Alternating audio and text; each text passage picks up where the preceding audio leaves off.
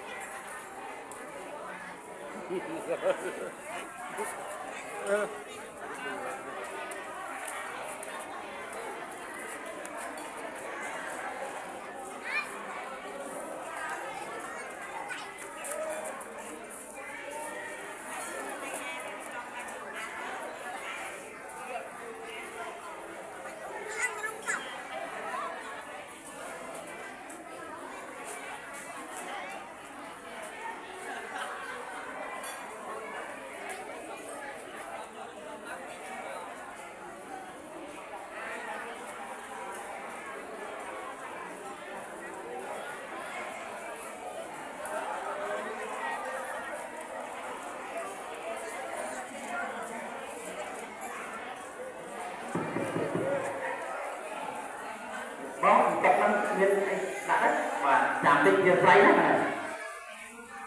tích tạo lên này tích tạo lên chạm tinh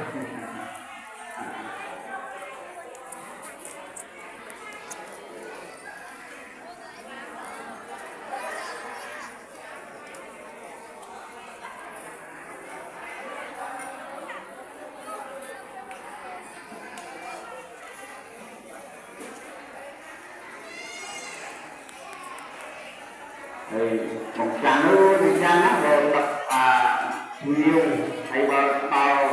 thì điều hòa thấy con anh tê một tàu bằng măng không á con á tình á một quả tập hôn vào sử dụng một tràng thì không như nào như này và vào